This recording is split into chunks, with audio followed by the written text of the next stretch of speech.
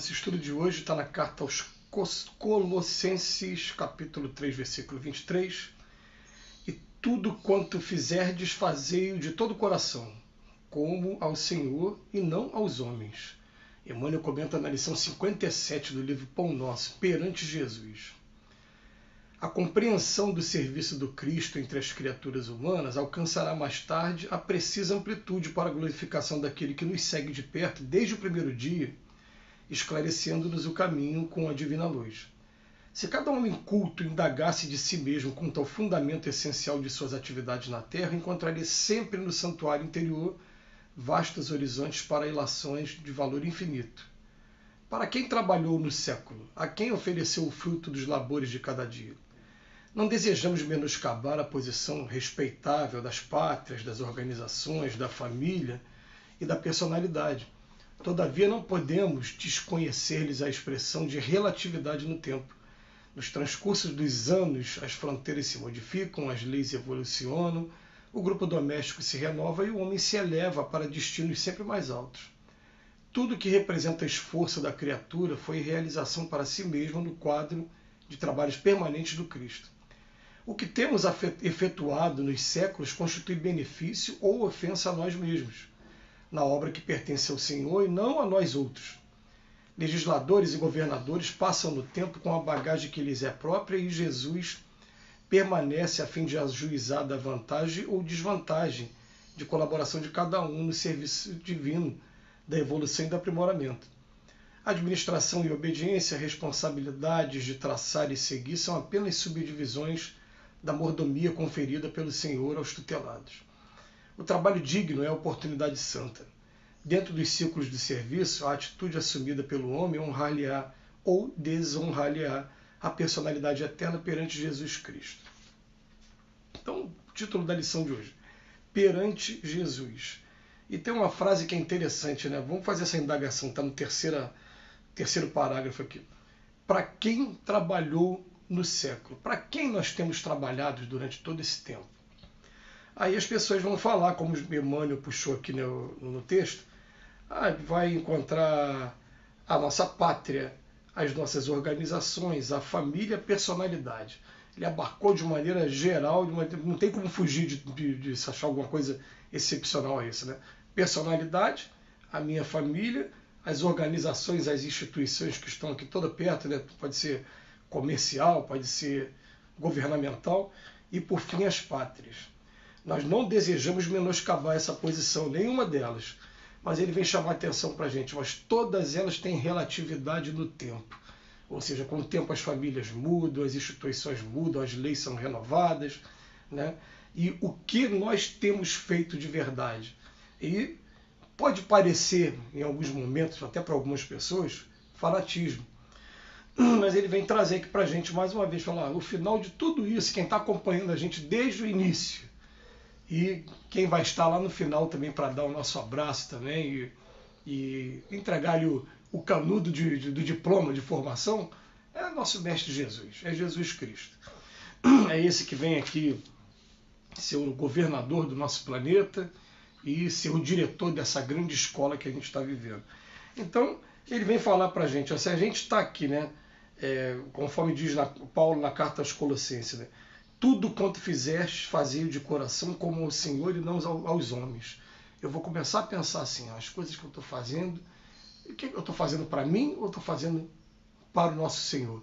Vamos começar a pensar junto dessa maneira. E como é que a gente vai fazer essa distinção? Vamos pensar assim, tudo que eu estou trazendo para o meu aprimoramento intelectual, moral, eu estou fazendo para o Senhor também. Eu vou ser menos uma peça para dar trabalho, mais uma, de repente, até para começar a ajudar nessa grande obra que tem por aqui.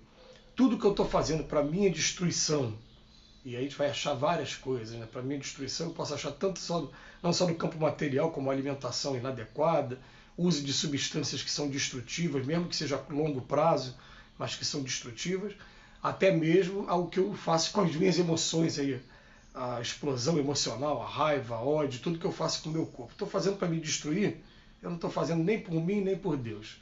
Comecei a fazer pelos outros, já começo a trabalhar por Deus também. Então, a gente começa a pensar para quem a gente trabalhou no século. E uma coisa aqui também, né, que o Paulo veio falar para a gente, né, é bom a gente trabalhar assim, pensando sempre nisso e sem aquela preocupação de dar satisfação aos homens também, porque a gente hoje está assistindo uma juventude desvairada, né, que, assim como nós também, está tendo que lidar com os novos recursos da tecnologia, e a gente ficou pensando, mesmo as causas que levaram grandes astros a se isolarem, entrar no ostracismo e depois destruir a própria vida, astros como Michael Jackson, astros como Elvis Presley, né, e vários, não precisa nem muito, para não alongar muito, né, nos exemplos, a gente está vendo hoje nas redes sociais. Às vezes as pessoas estão vendo uma crítica, uma exposição qualquer que seja negativa, e a pessoa entra em desespero e se isola e fica chateado.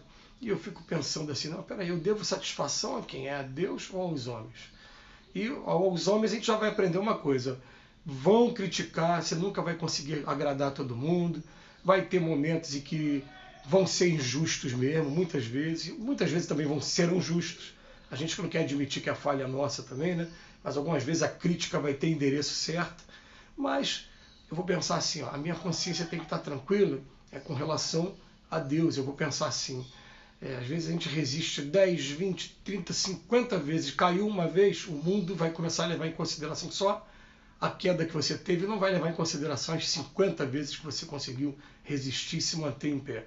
Mas isso aqui, ó, na nossa consciência, aqui, no nosso campo íntimo, diretamente com Deus, Ele sabe o esforço que a gente está fazendo, Ele sabe também das nossas intenções. Então, se a minha intenção está sempre sendo a melhor possível, sempre sendo a de me ajudar, de ajudar as outras pessoas, a gente não tem que ficar preocupado com o que os outros vão pensar. A gente tem que pensar assim, ó, perante Jesus. E Jesus é interessante, começa a estudar Jesus não está preocupado com o lado negativo das pessoas, ele está preocupado em exaltar o tempo todo o lado positivo, em ver o que é de bom, explorar e incentivar o lado que é bom. É claro que a gente aqui, nós que quando a gente chega do outro lado, como diz no Evangelho, a gente quer buscar os primeiros lugares, ele fala, não vai para o primeiro lugar, fica no último, que é muito melhor alguém chegar lá nos últimos lugares e te chamarem para você sentar à frente do que você estar aqui na frente, ser convidado a ir lá para os fundos, né, para o final, né? Fica na sua, espera o seu momento certo. O que acontece com a gente é que a gente chega do outro lado depois, querendo os melhores lugares, e aí sim fala, não, você não tem direito a ir nos melhores lugares por conta disso, e começa a enumerar algumas coisas, mostrar para a gente naturalmente o que nós somos ainda, cai a ficha. Então eu não tenho a menor ilusão, gente, eu sei exatamente quem eu sou, eu sei o quanto eu sou devedor, eu sei o quanto eu ainda trago ainda de defeitos, mas sei que também trago algumas virtudes comigo, né, e vou trabalhando em cima dessas virtudes. Mas essa coisa de chegar depois do outro lado querendo pleitear lugares melhores, gente, eu vou para o lugar que Deus me mandar e vou estar muito satisfeito com o lugar que Ele me mandar, porque Ele sabe qual o melhor lugar para mim, aonde eu preciso estar para entrar na evolução. Eu estou falando sobre isso porque eu me lembro que eu li recentemente, tem uns 2, 3 anos, um livro chamado Um Terço da Vida, um livro escrito pelo espírito Hermance Dufour, e falando de vários trabalhadores que, pelo fato de terem ficado 10, 20, 30 anos numa casa espírita trabalhando, chegam do outro lado da vida pleiteando mesmo, falando, peraí, que injustiça, porque lá eu fiz isso e isso, agora chega aqui, é isso que eu recebo em troca?